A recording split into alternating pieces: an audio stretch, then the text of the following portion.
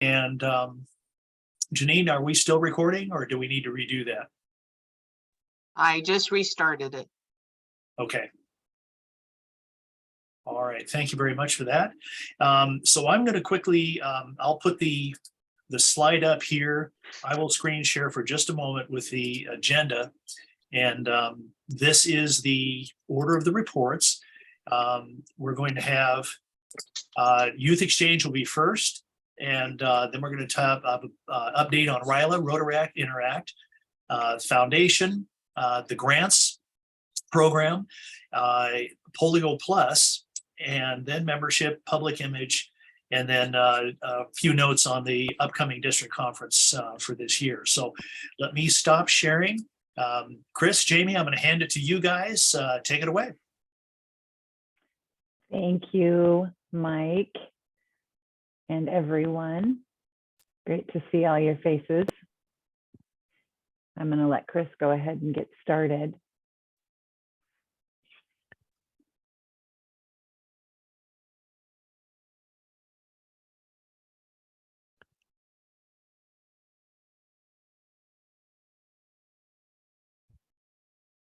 Okay, hopefully that, let's see, did that work? Are you guys seeing the presentation? No, it started for a minute and now it's gone. Okay. Yeah, it started and went off, Chris. Oh, I got an error. Technical challenges. Hold on one second. If only you knew a technical person, Chris. Right? Darn it. Somebody that worked in IT. Yeah, not quite sure what happened. My PowerPoint just died. Okay, let's try this again. Play from start.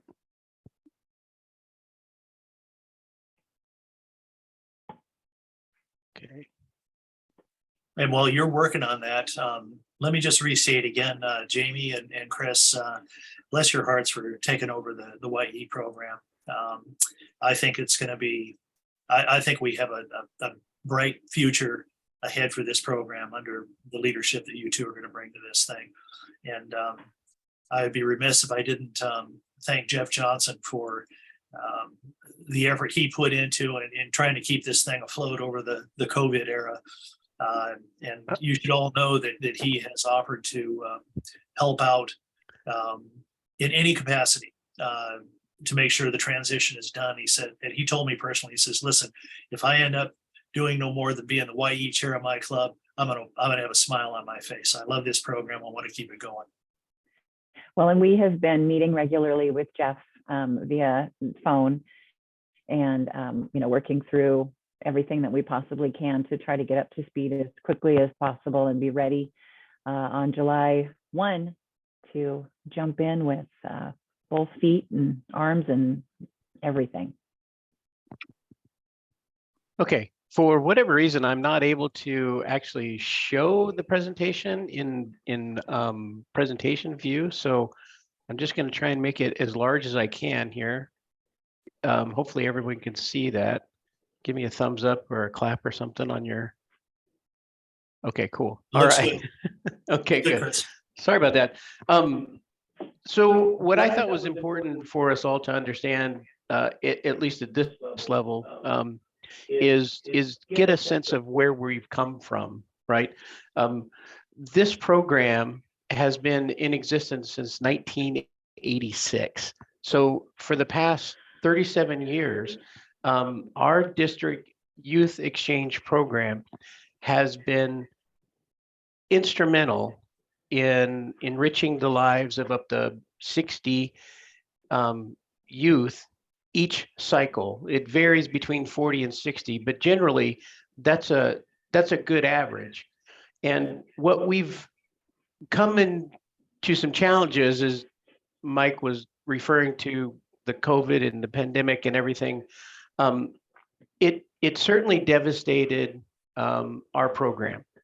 And largely because our program depends upon getting together and exchanging culture. And that's very difficult to do over any kind of a virtual platform, as you can imagine. The other thing that I'd like to draw some attention to is that over those past 37 years, the District 5010 RYE program has really been revered as a program of excellence across the international youth exchange community. Many of the components and the processes that we use have been adopted in other youth exchange programs across the world. And so it's with a heavy heart that we're in the position that we're in right now. You can say that we caught COVID, our program caught COVID, and we're in kind of a rehab state at the moment. I think with that, it's all I've got to say. I'll continue on. And like Chris said, doing this virtually is tough. And for the past 3 years, we have tried our best to operate this virtual program. And I think that we have learned that that's not a viable path for our success. And the stats show, as you can see there, the very low numbers that we have, it's not thriving. And actually says 13. I think we actually might be down to 12 outbounds now for the 23-24 year. Yeah. So certainly not trying to be dismal, but realistic. Looking at where we are, and we know how we got here, and looking at the path forward. Yeah, the next piece that we wanted to share this morning was kind of the elephant in the room around the budget, right? To run a program of excellence like we have in District 5010, for someone that's not familiar with the intricacies and the complexities of it, if you were to look at the budget from just the first glance, you would easily come to the conclusion that this is an extremely costly program. And part of that is due to our challenges of running a program in Alaska. We are geographically challenged. So the 5010 RYE program has 2 primary funding streams, and roughly 30% of that comes from club fees, and about 70% of that comes from the outbound student fees. And we were just actually having a conversation with Dennis White yesterday or the day before, and everybody else aside from us can just drive and get together and do what they need to do. And so our challenges are far beyond what anybody else faces, especially in the lower 48. The budget can seem complicated. We're kind of on this weird 3-year cycle because we look at students from an outbound perspective as the first year of their exchange is a 3-year commitment for them. That first year is their prep year. And we use money for those students during that prep year for bringing them up to orientations, any fees that might be needed for their visa process, going to visit consulates, things like that. And then the year while they're gone, there really isn't a whole lot of expense associated there.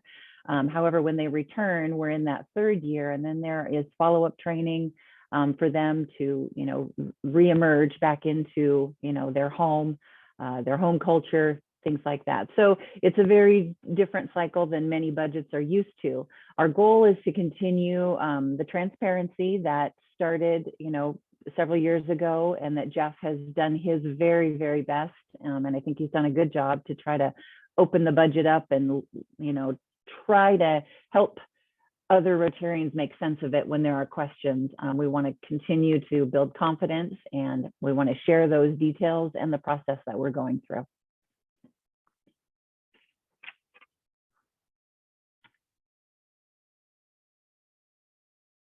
And I think assessing that the program, we are working with I think we'll have our first call this weekend, working with the current committee to kind of ensure that every one of us are in the right spot.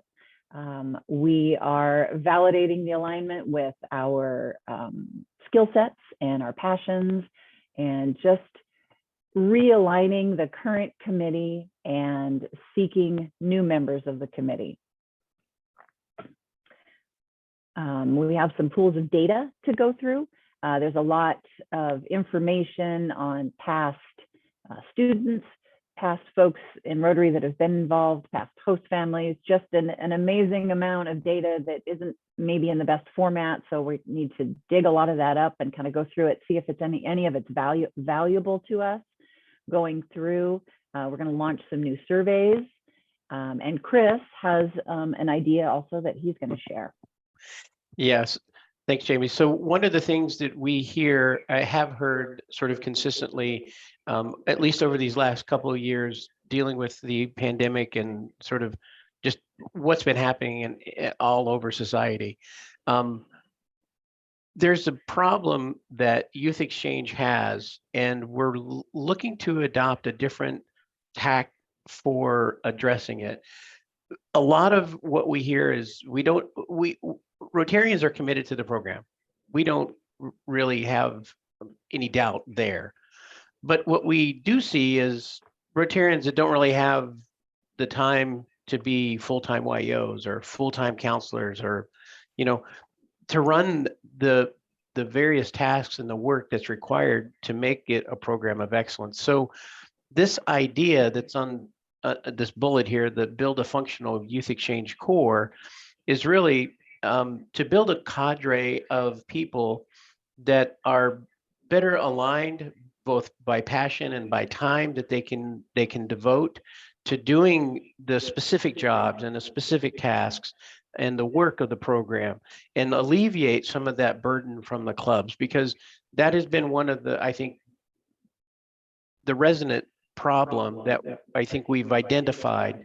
A lot of clubs would love to participate, but they don't have members. They don't have a YEO. They don't have folks that really want to get in and devote the time to such a program. But they do love the kids, and they love to have the kids at the club meetings. They love to interact and share in that exchange of culture. So we're trying to find a happy medium, and this idea to build this core of a handful of folks that can take on some of those jobs for clubs, and make it a little bit easier for the clubs to, we don't want that to be the barrier entry, I guess, put it that way. I will add to that we're not looking for that for every club. There are clubs who will want to continue their current process. They've got YEOs in place. They've got a club counselor. They have, a new generation's chair, and we certainly don't want to infringe on any of that.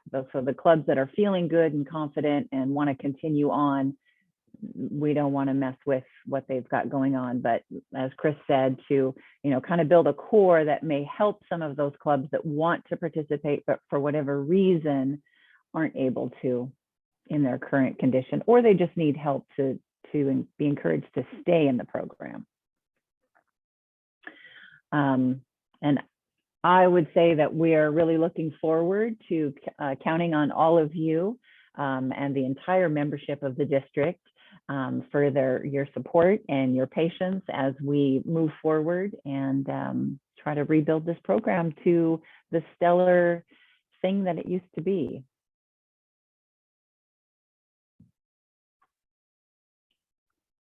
All right. Is that it, folks? That's it, Mike. Okay, I'll have you stop sharing the screen, and we'll move on. So the next, thank you very much. That was a great overview, and I'm really enthused that you guys are taking this to the next level.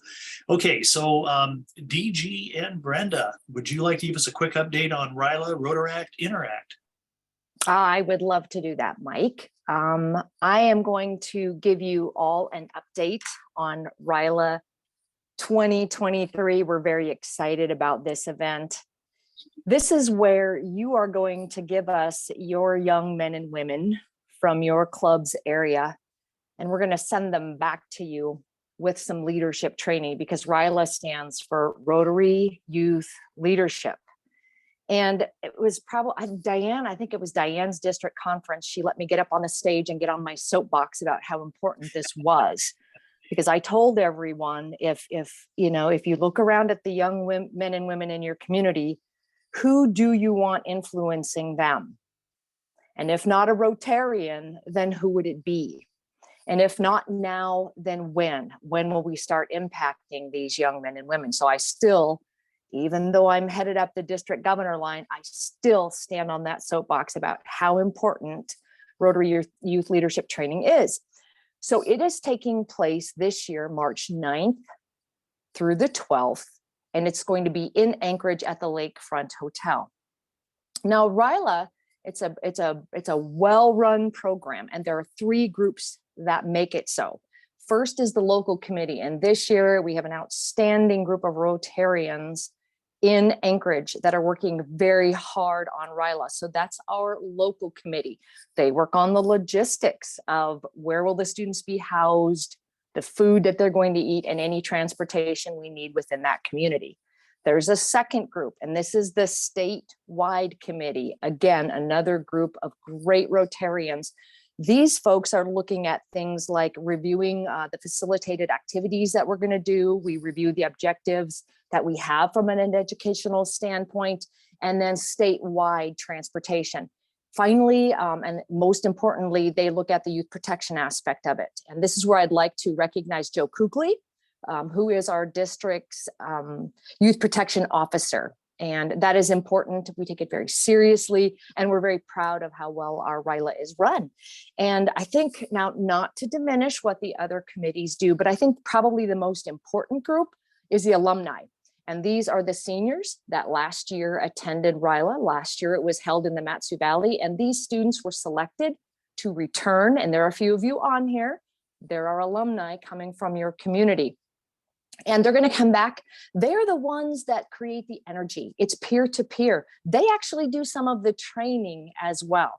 You might notice that we really don't have any lectures that are going on. We don't bring anyone in to talk to the students. These students, again, are working amongst themselves to find those and hone those leadership qualities. So please, if you have not yet found your RILA student, keep looking.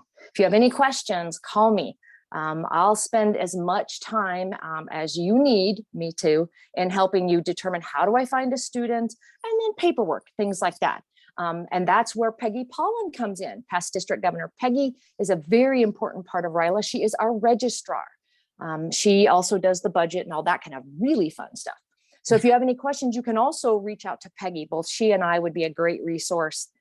And if there's any questions, again, you can reach out to myself or Peggy.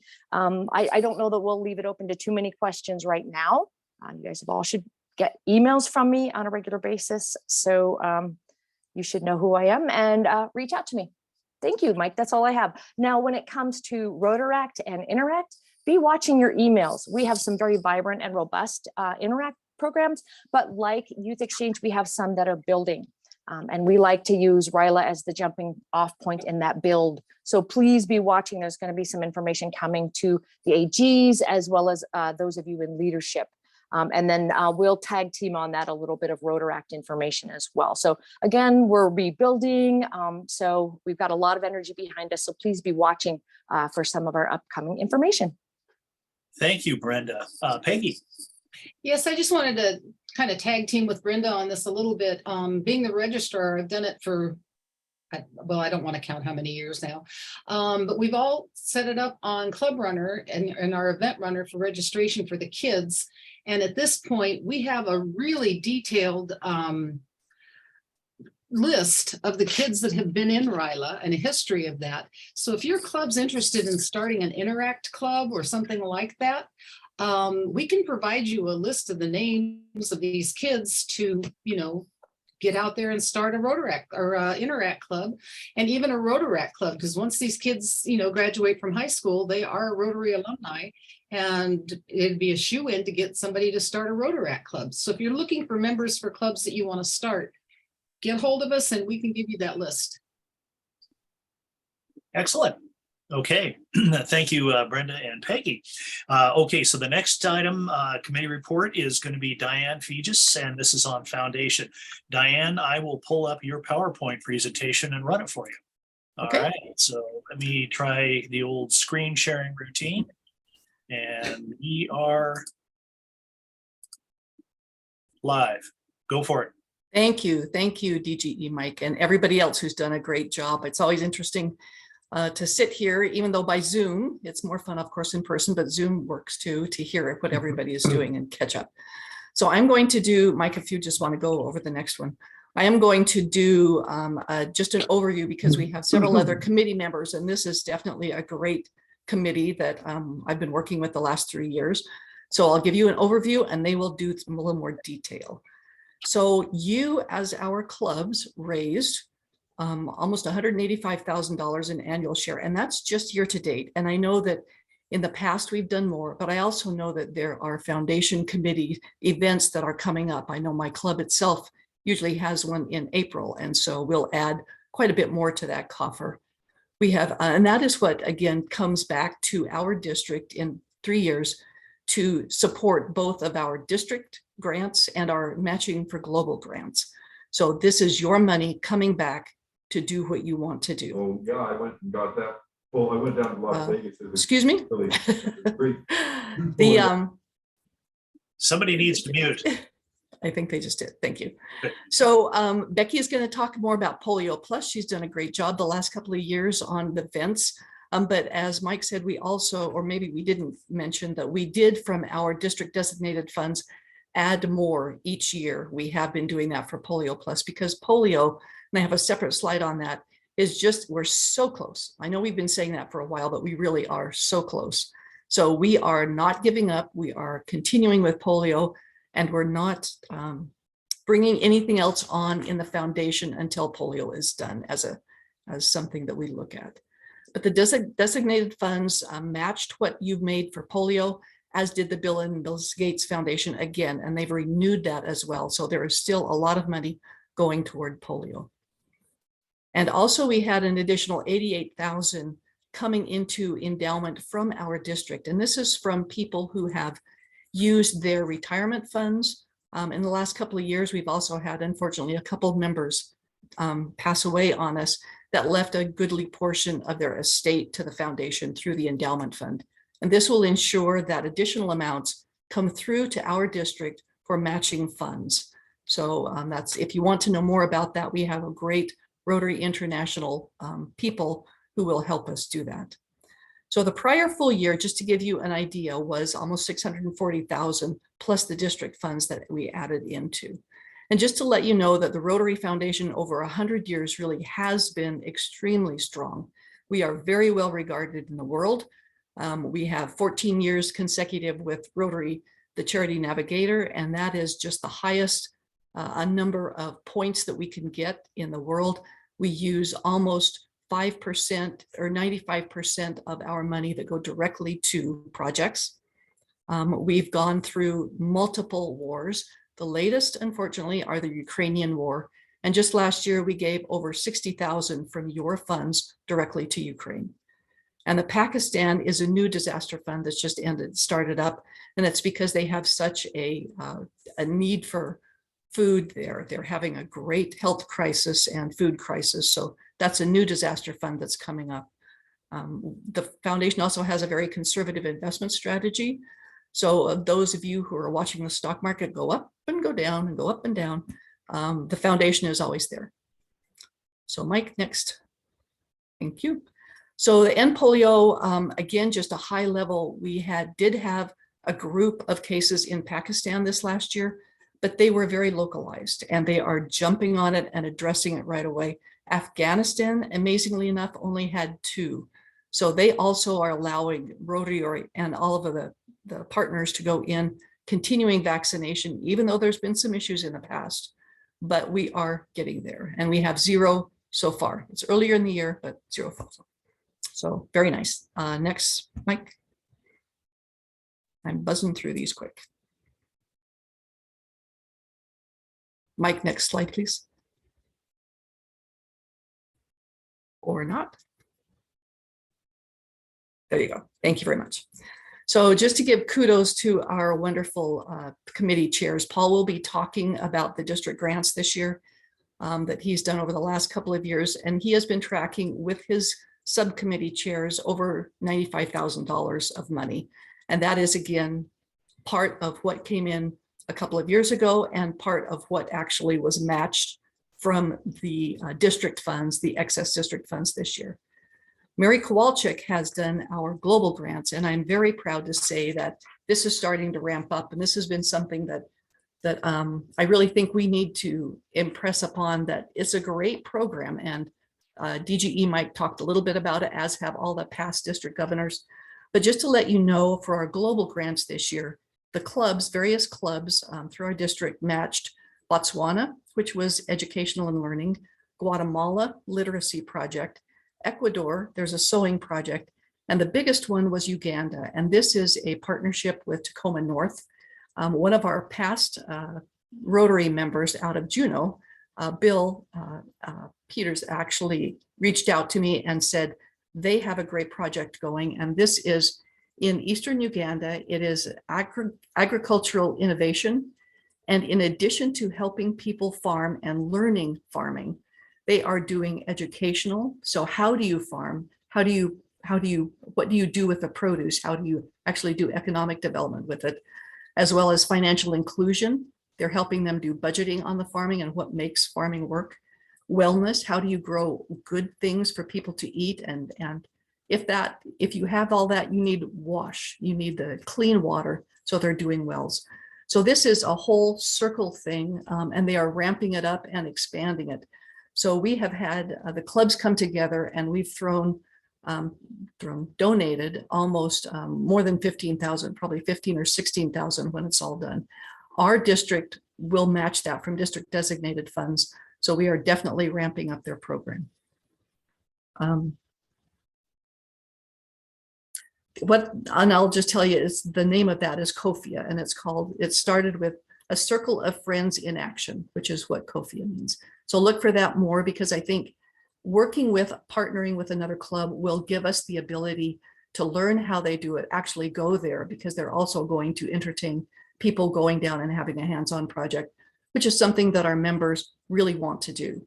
They like to travel, but they want to have it meaningful travel. So we have several of those going on. Becky Erickson is going to talk a little bit more about polio. I just want to recognize both the club foundation chairs in all of the clubs, because you are the crux of what happens in the clubs. We are just the oversight. Everything belongs at the clubs. So you president-elects out there, if you don't have a foundation chair in your club, please get one. And also our training has been done both at the club level, at the district level, and the zone level. We have involved our zone Rotary contacts, and they've zoomed in, which is great. Our district chairs have done training, and hopefully the clubs have included that. We will also have more training at President-elect's training session at PNW Pets, and that's coming up soon.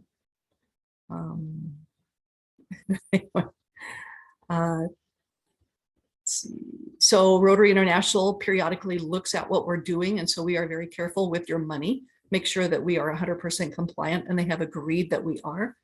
And our new foundation guru, since this is my third year, up and out, as they say in Rotary, Peggy Pollen is going to be taking over chair, PDG Peggy Pollen.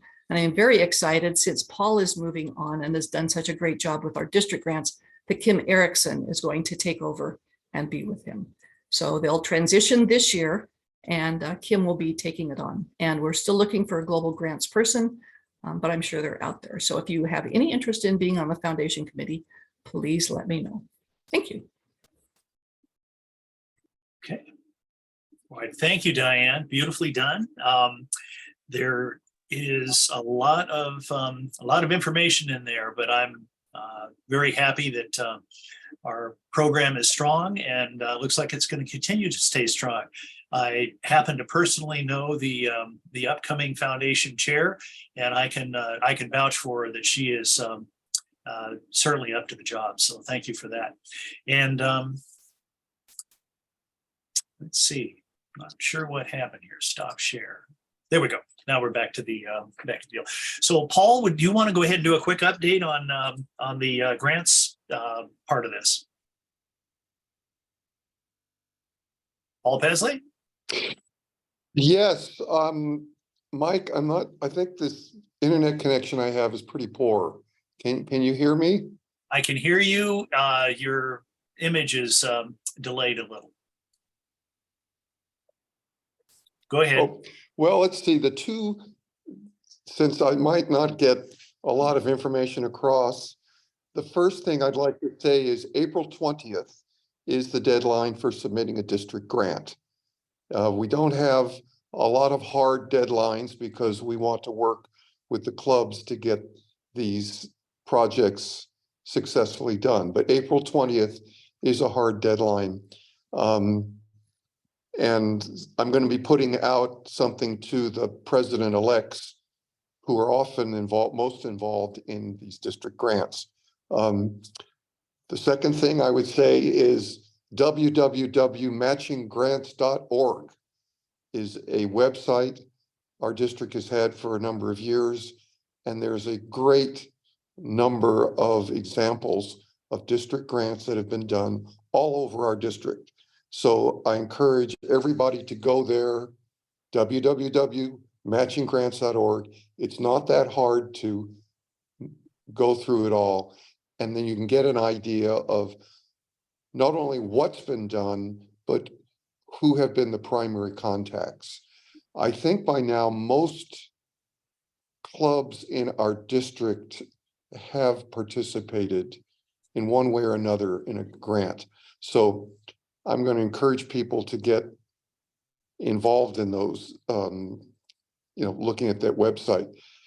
District grants, DG Mike, thank you for your comments about, where the money comes from and a lot of those details. But basically, a district grant is a one-year project.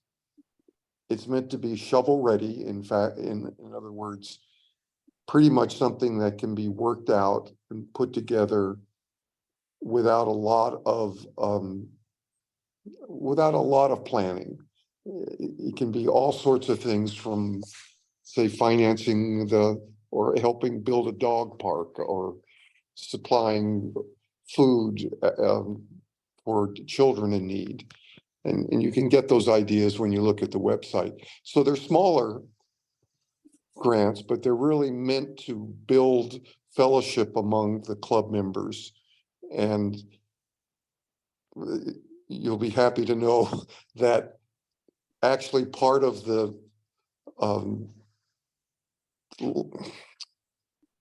persuasion from the Rotary Foundation is that every one of these grants has some signage involved, that in every one of these grants there is an effort made to let the public know who's putting these things out there. And that, I think, will attract people to Rotary, and it'll also put the word out what a great organization that we're in. So that's basically what I have. I'm looking forward to working with Kim Erickson, and so we can, even do better work. We get oversubscribed with these district grants, so we don't have a problem with so far of using the money up. But I agree with you, Mike, that I'd like to see every club put in a request for a district grant, and so we can really spread this around. I'm going to call her and say Thank you. Thank you, Paul. I appreciate that. And Becky Erickson, could you give us an update on the Polio Plus program? Yeah. Well, I think Mike and Diane hit on a couple key points of the polio. One about 80% don't give to polio, and that our district raised since in our Rotary year so far $44,000, which is spectacular. We have the Bill and Melinda Gates that renewed their contract with Rotary. We have a development of a new vaccine that resolves the issues with the vaccine-derived polio. So the infections found in the water or wastewater. So they're working on that. And another interesting little stat was Rotary International put together a fantastic polio toolkit. But only 8,000 times was it downloaded in 2022. So it is a fantastic resource for our clubs to be using to be able to host a polio event.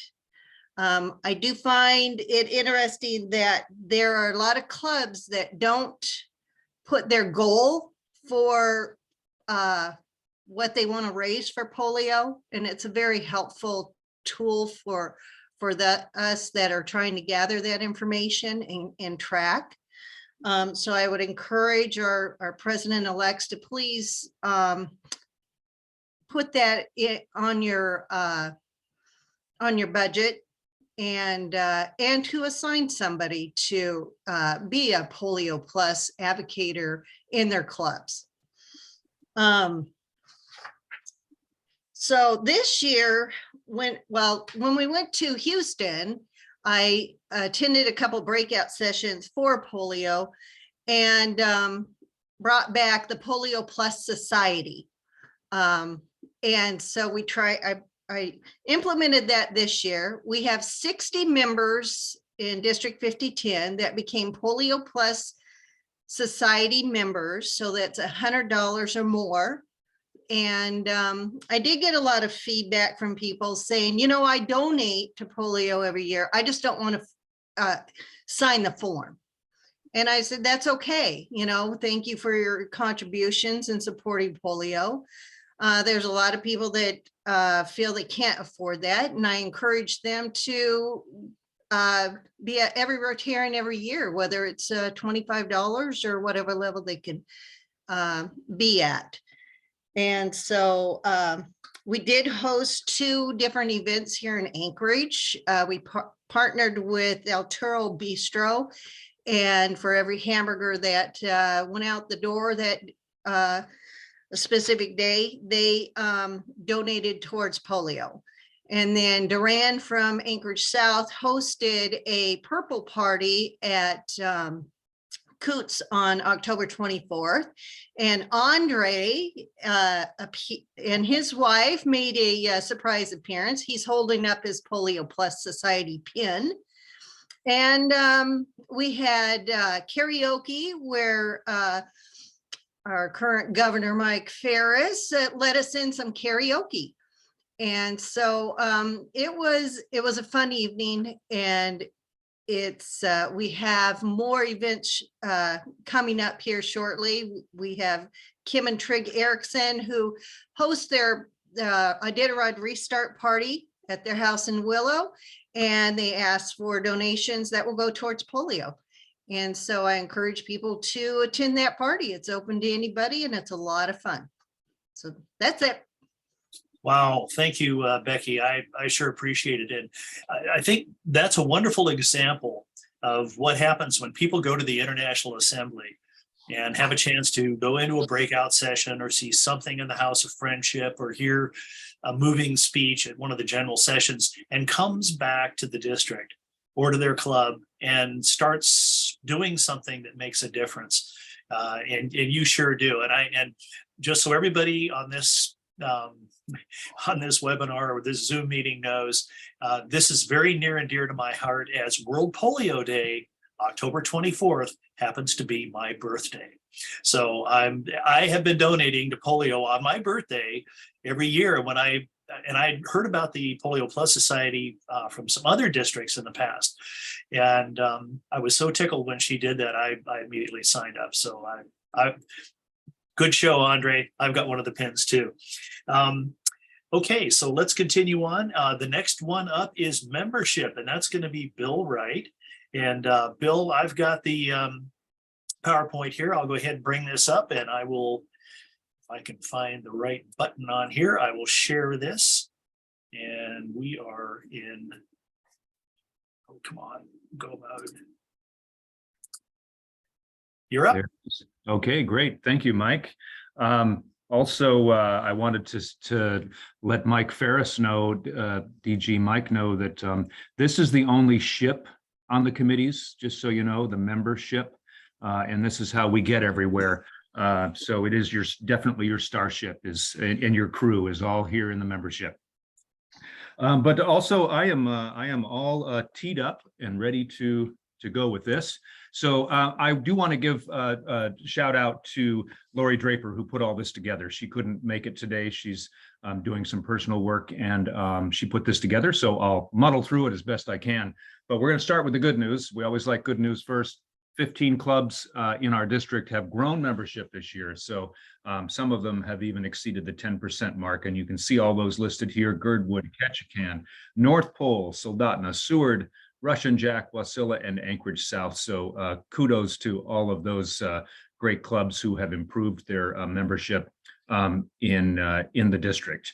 Next slide, please, Mike. And the grand prize goes to the Susitna Club, 40% membership growth. It's amazing. They've been growing for years now and continue that arc of excellence that they're doing. 17 new members added, and they've gone from 42 members to 59 members. It's a great, strong club.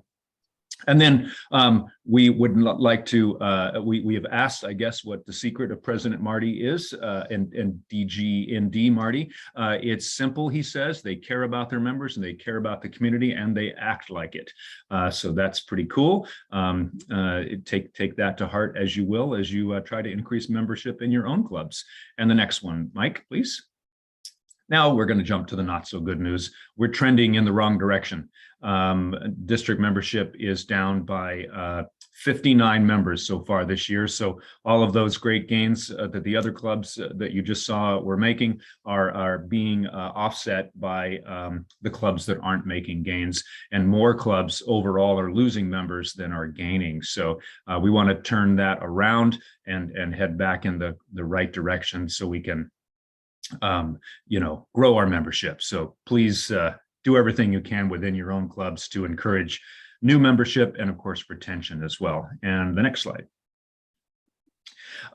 This is kind of the prospect process that Lori's been implementing, which is really about making sure that when you have someone on the line and you have a lead, to follow up with it. Because once somebody says, I haven't even the slightest interest in Rotary, and they're very interested in it, then you got to just foster them along through the entire process. So folks hear about Rotary, they express that interest, and we get these leads online through Rotary District or Rotary International.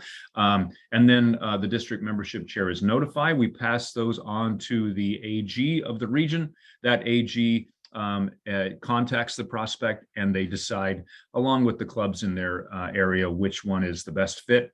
And they notify the club and the district membership chair that has happened. And then the district membership chair adds the prospect to the club, where they can now see the info and update the status. And then the club courts that prospect by inviting them to a meeting, and you take it from there. However, your process, every club has a different process for membership induction, and you would all do that at that point in time. Next slide, please. And then what happens? Well, we have had some prospects this year, but Lori and I have not been notified of even one that has gone through to membership. So this is where it all comes back to making sure that once the lead comes in, continue fostering them along the process so that we can get them in. We do know that, we're fighting against out-migration in the state of Alaska. So it can be challenging to get a prospect in the first place. But when we do, we have to make sure that we follow up with them. And sometimes they're Rotarians that come from another district. And sometimes they're just people that are genuinely interested in joining Rotary. And it's really important that we follow up with them. And only 2 of the clubs have actually updated the status of the prospect online. So we need to connect all of those dots. And it really does come down to communication. In the next slide. Okay, and what can we do for membership? There is a lot of resources available on My Rotary.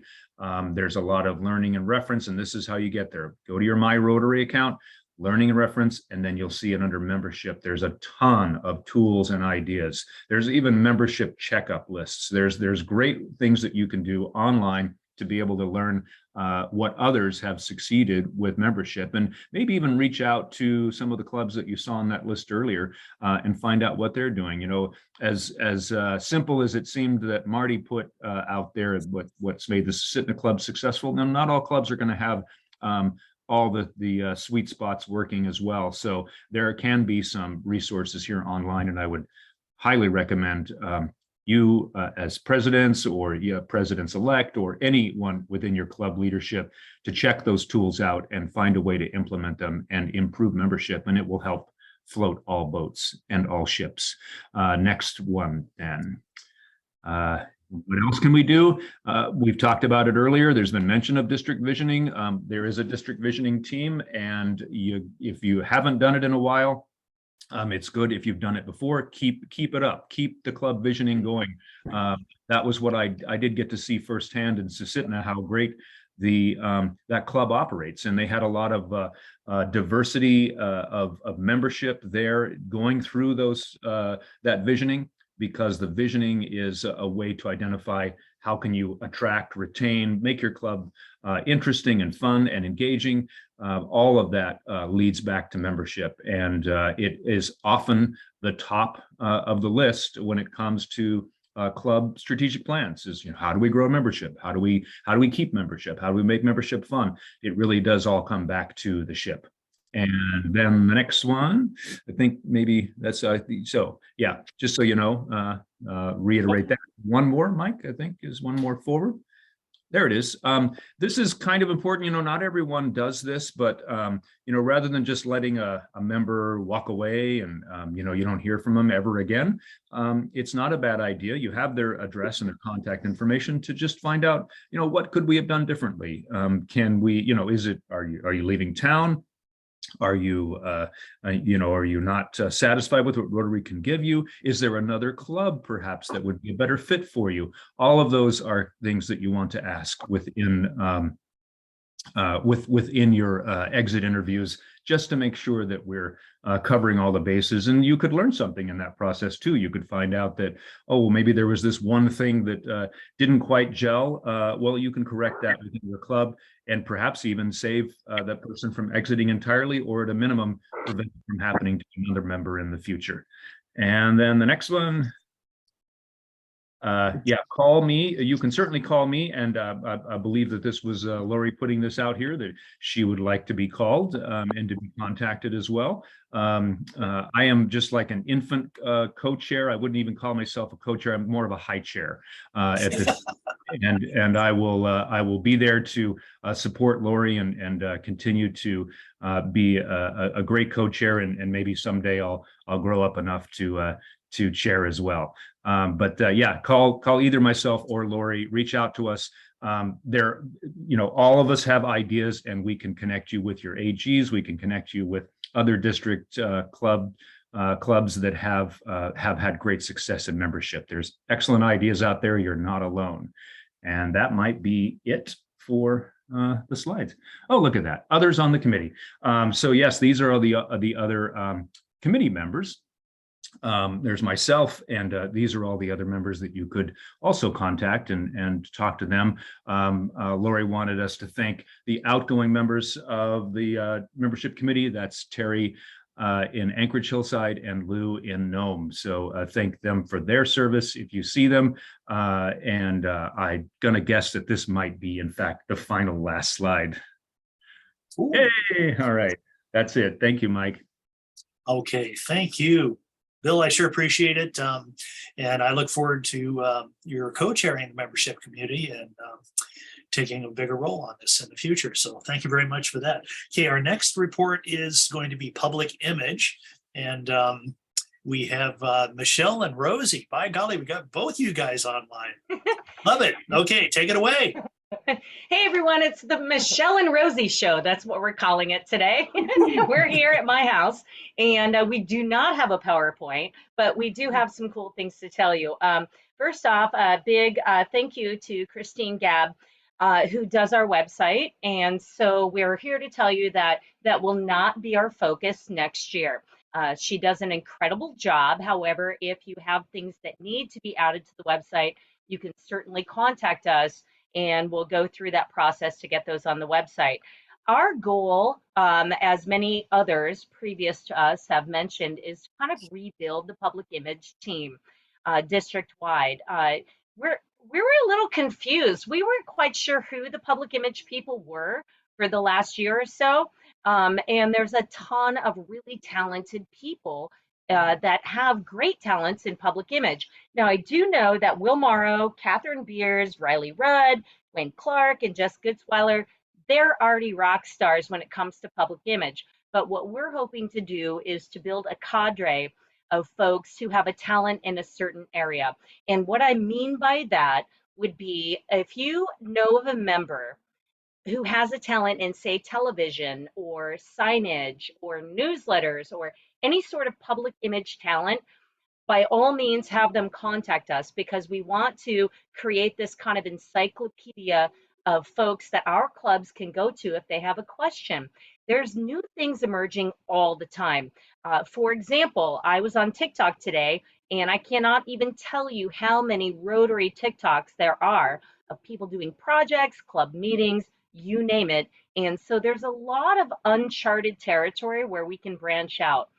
With that being said, we don't need to be everywhere. It's really important for each of our communities and our clubs to be very aware of what works in their community. So what might work in Anchorage or Fairbanks will definitely not work in Nome or Ketchikan. And so it's really important, just so you don't spread your people too thin. So Mike, you asked us to talk about district kind of public image projects that we have planned. And the last time that I can remember the district investing any money in public image was a grant of $20,000 that we gave to Ken Miller. And I remember taking part in that, and he did a great job. We launched a big campaign statewide, radio, movie theaters, right? Yeah. Movie theaters, print, and everything else. And he really was great about tracking, how many new members did we get off that media campaign? So that's something that future leaders might want to consider. But I think organically we can definitely grow our reach because there's just so many avenues available.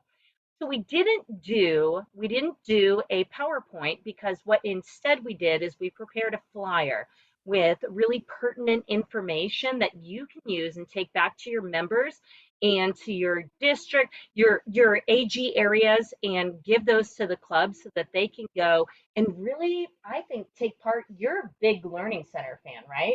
Yeah. So there's so many tools in the Learning Center and so many great videos. I see Andre has a question. Hi, Andre. We miss you. But you're muted. Andre. This is the first time I've ever heard Andre muted. I was pressing the bar and it just didn't come on. I just want to correct something that you just said.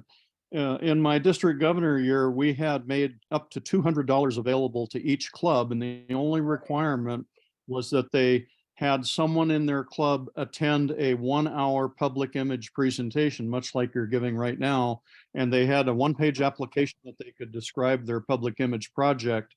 And we had 2 of 38 clubs applied for that. We had more of them that participated in the 1-hour session. I think that this was something that really needs to be promoted by the club president, and they need to find somebody in their club who's going to take this on. Even if they don't have the technical skills, they can help identify someone in their club or somebody that will work with their club for public image. I think we've tried a lot of different things, and I agree that this is a really important part of every club. If we're going to tell our story, we have to be able to get it out there. And so appreciate what you're doing, and as well as Mike's focus on this. Definitely. And also, one really important thing that I could encourage all of you to do, and we'll put this in the chat when we're finished, is to encourage your club presidents to join the Facebook group called Get the Word Out Now. It's a highly active group. There's tons of really cool ideas in there. It's run by the Zone. Michael Caruso and I used to run that, and I'm not so involved anymore, but he definitely is. And there are just so many clubs chiming in and all sorts of districts and everything else. So you definitely want to have your folks who may be looking for ideas, because there's just stuff that you can lift out of there and easily incorporate into our district or the club. And the last thing that I would say that we picked up on in a previous presentation is we would like to be able to help through our cadre of experts to really publicize the district and all of the amazing things that are happening around the district. So for example, that Iditarod restart party, that should be definitely publicized statewide. So for example, me, for example, who has statewide radio contacts, if you could send me that information, a couple of pertinent photos, then we can get that out to the state. And that ultimately will help our district in terms of membership, because really, it's all about membership. We publicize our good deeds and we publicize everything that we're doing in the hopes of growing our clubs. And obviously, we know that's of utmost importance. Great. It's people like Michelle and Rosie that make Ketchikan the first city. You guys You're knock it so out of the nice. ballpark. Yeah, absolutely. Love you guys. Hey, one other thing I wanted to share with you is I have just put in, it was about just a few days ago, I just put in a request for it was an excess reserves. They're called an initiative. And what I've done is I put in a request for $5,000 to be added to the public image budget for this coming year. And so, part of that request was a recommendation from DG Mike to cover the $2,500 fee for the Alaska Native Convention in Anchorage. And we'll, assuming all that goes through, it'll cover. And the rest of the money is available for you guys decide.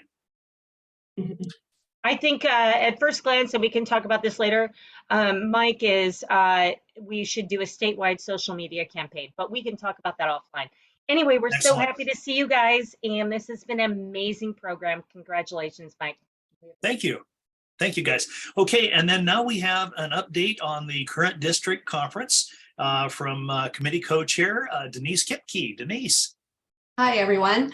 For our district conference in Kodiak, May 4th through the 7th, we have a lot of fun things planned, and it's basically going to be a extra tough weekend. No suits are required for any of the events, and District Governor Mike Ferris has wanted to make sure that we got that message out to everyone. Thursday, we have District Governor-elect Mike Pullen running the district assembly. And that afternoon, we're hoping to do a rocket launch tour. On Friday, we're going to have the E-Club meeting, an emergency water project update. We have Julia Felt from Rotary International joining us. We have Shelterbox, Jeremiah Myers, our business meeting, and major donor reception, and past district governor dinner will be that evening. And then for those that aren't attending that, it's Cinco de Mayo. So we're going to be having a Cinco de Mayo taco dinner and everything at the Kodiak Inn. Then on Saturday, we have some fun events. We've got Youth Exchange, we've got Priceless, Ronnie Doss, Coast Guard, and then we're also going to be doing a tour out at Fort Abercrombie and District Governor dinner. We're going to have a local band during that evening. And then Sunday will be our day where we have closing and passing of the gavel, and we will head out from Kodiak. So far we have about 114 people registered for the event. And we're also working with the Kodiak team, and we're having Zoom meetings and everything. So we have the best conference ever. Mike, do you have any? Yeah, actually, great update, Denise. Thank you. And thank you so much for what you and Cheryl is working with you on this, I know. And one one thing that I understand, you can tell me whether I've got this right or not, but as part of the launch facility tour, was there not going to be a discussion about a potential satellite club? Sorry, that was a bad joke. That That was a really bad joke. I will That's why stop we're now. doing the tour. yeah, One more Mike, time, I'm you gonna got thank me you. on that one. Mike, Mike, Kim Zook from Homer has his hand up. I see that. Thank you. Kim, Yeah, I heard her mention something about exchange students. I'm bringing an exchange student, and I've been told so far that there's nothing for them. When I said youth exchange, I meant that youth exchange was going to, Jamie and Chris will be there to give an update on youth exchange. And District Governor Mike Ferris, do you want to comment on that? No, we will probably figure out a way to, if we have some youth exchange students in there, probably when Chris and Jamie are talking, we'll want to get them involved and just let the district be aware, especially they're building the program back. Kim, I think there's a chance there's some other clubs will be bringing some other students as well. So we might have several of them there. We'll figure out something to keep them entertained. excellent. Denise, thank you again. Very nice report. The last item on here was the service committee, and Joe actually sort of covered that ground in his previous presentation. So, Joe, I didn't know if there was anything else you wanted to add. I really have nothing to add, except we have the resources to help individual clubs conceive, plan, apply for grants, and implement their service projects. So if you have any clubs that seem to be struggling a bit with conceiving, implementing their service projects, send them our way and we could help them. Excellent. Thank you for that, Joe. As crazy as it sounds, we are almost exactly on time. So I'm going to pull up the PowerPoint one more time here. And what I am going to share with you is the event calendar. So this is really the last item of the meeting here. And so these are the events that we have scheduled or planned for the that I have on the calendar so far. So of course, coming up here in a couple of weeks, we have the Pacific Northwest Pets and the pre-pets. The pre-pets will actually take place on Thursday. And we've got 2 time slots. There's 2 4-hour sessions, one on Thursday, one on Friday. And then, of course, the pets program. And one of the things, just to share with all of you, we have added another district to the Pacific Northwest Pets, which up to this point in time has been the largest pets in the world. It just got bigger. So we now have 10 districts, and this is a district out in the Idaho area. And because this pets is so large, because this pets is so well esteemed by the other districts and the Rotary leadership around the world, we will have Gordon McAnally, the Rotary International President-elect at PETS, and we will have John Huco, the General Secretary of Rotary International. He is going to be a keynote speaker. And I'm here to tell you the speech he gives about what's going on in the Ukraine will rock you back on your heels. But so for all the presidents-elect that are going to be down there, get ready for a show and a half. It's going to be wonderful. The RILA program, of course, March 9 to 12. Thank you for the update on that, Brenda. This would be better if you were a little more enthusiastic. Sorry. That was, I don't know anybody that's been more enthused about RILA than you are, and bless you for all you've done with this. Let's see, I see a hand up here with Bill Wright. Bill? Yeah, hi, Mike. I just was wondering, is this the first live pets back since pre-pandemic? Yes. Yes. And yes, thank you for bringing that up. And I was wanting to ask Michelle, is she finally going to get the chance to be the announcer at Pets this year? Is she still in line to do that? Yes, I am. All right, that's awesome. Wow, thank you, Bill. Thank you so much for bringing that up. We have a number of people in our district that are going to take a very active role in the Pacific Northwest Pets. Not only is Michelle going to be the new Rod Thompson, the announcer, the famous deep-throated guy in the back of the room, but we have the director, the president or the chair of Pacific Northwest Pets is going to be Diane Fegis. And because she keeps forgetting how to say no, the Pacific Northwest Pets treasurer for the second time around is going to be, you guessed it, Peggy Pollen. So our district has a huge role in the leadership of that. And I'm here to tell you, it's quite a program. So following RILA, the District Assembly and Conference in Kodiak, May 4 to 7. Thank you again, Denise, for the update on that. The next Rotary International Convention is Melbourne, Australia, May 26 to 31. I know we have a number of people from the district already signed up for that. Peggy and I will be going, and we're really looking forward to that.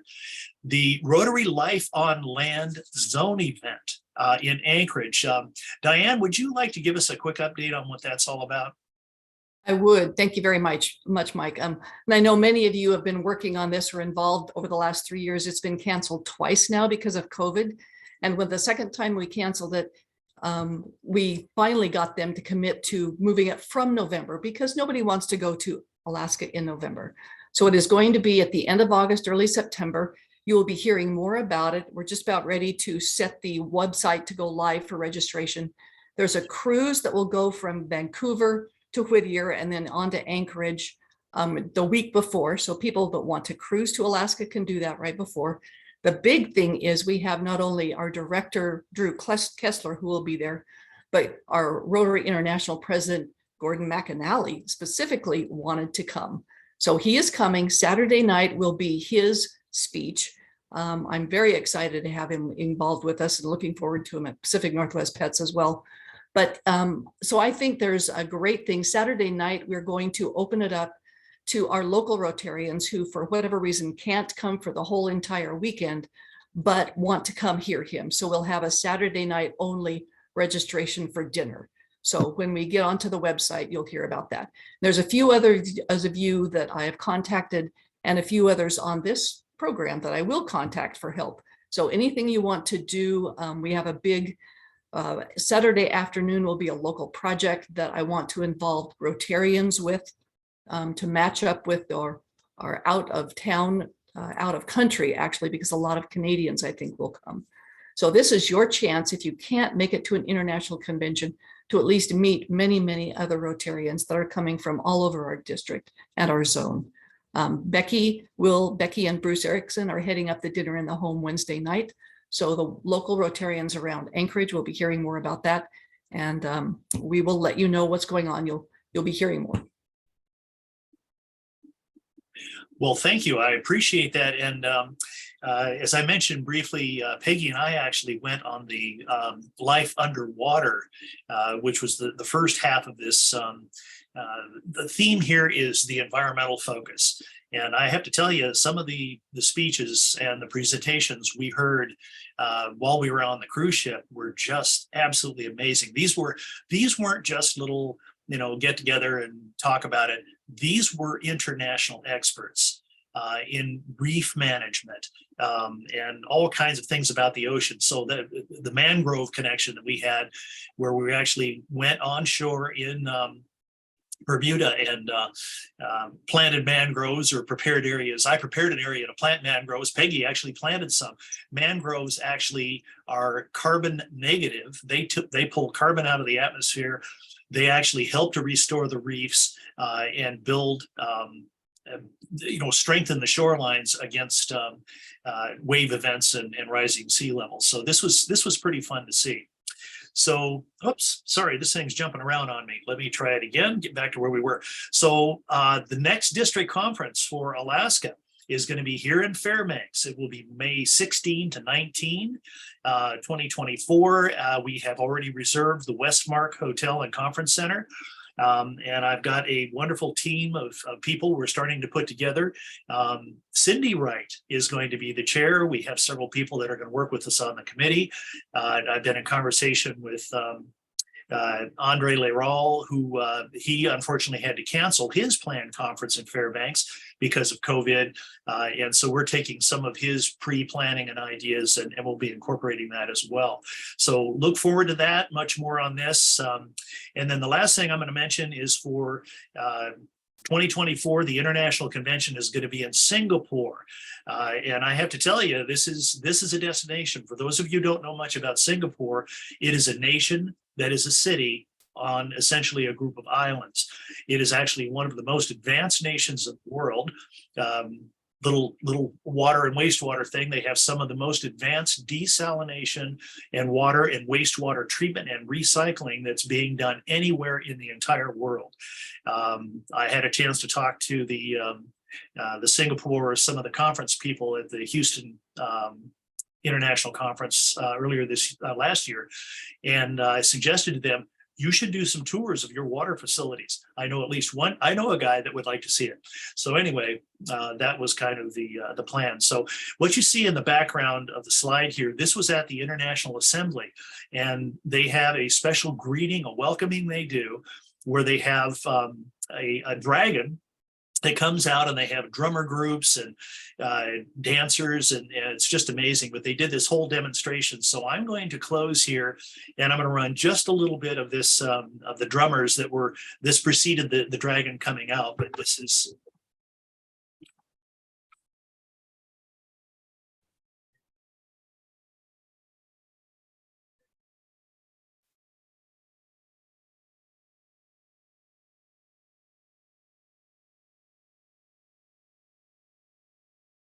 Turn up the sound, Mike.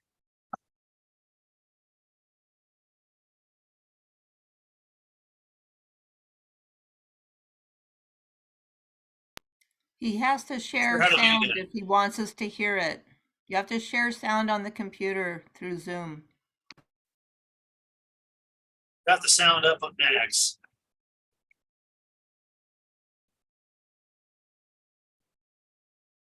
Janine, can you do that?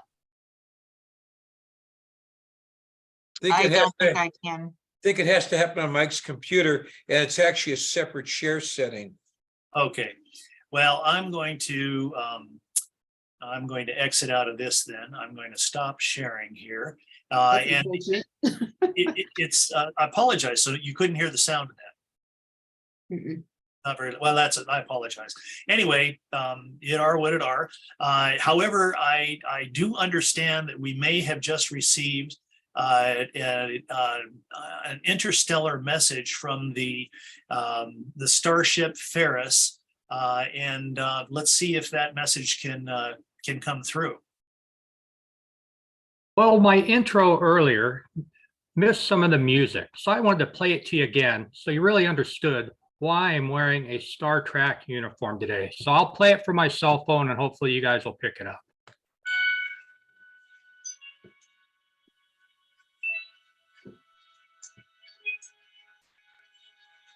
Rotary in the last frontier.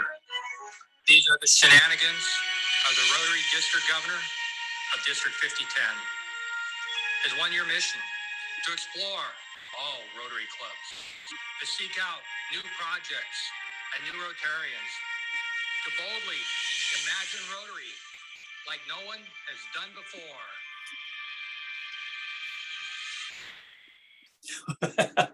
Well, you know, I think what happened is the sound, the message actually went around a black hole, and I think some of it got pulled in. But anyway, Mike, thank you very much. This is great, and in a very strange convergence of events, we are finished with the agenda, and it is 2 minutes to 1. How about that, everybody? All right. We're looking for a new efficiency in Rotary, and by golly, I think we have it. And I think I probably did the worst job of overrunning my time of anybody. So bless the rest of you for making up the difference for me. Does anybody else have any last comments or anything else they would like to share with the group before we sign off? I see a few hands clapping and a few thumbs up.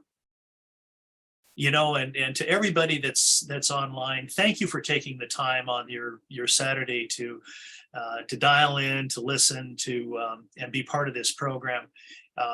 We are a strong district because of you. I am very proud to take the leadership helm from the Starship Ferris this next year and walk things forward. Ted, I see you've got your hand up. You're muted, Ted. Yeah, just kind of a brief mention that thanks to our secretary, Dawn, the announcement went out to the clubs about the Council on Resolutions, and that the clubs could propose resolutions to the district with a deadline of March 20th. And I'm hopeful that my club will have a proposed resolution, and I hope the rest of your clubs maybe want to suggest something to be changed at the Rotary International level. So thanks to Dawn for putting out that notice. Thank you, and Ted, also thank you for your great service with the Paul Harris Fellow Group this last year, and great job with that. Anybody else? Wow. My clock says 1:00. I think this meeting is done. Thank you all. You guys have a wonderful rest of your weekend. I know I sure will. And for all the presenters today, well done. Good work. Thank you, everybody. All right, Rotary, let's go out and change the world. Thanks to the DG line. Bye, guys. Create hope in the world.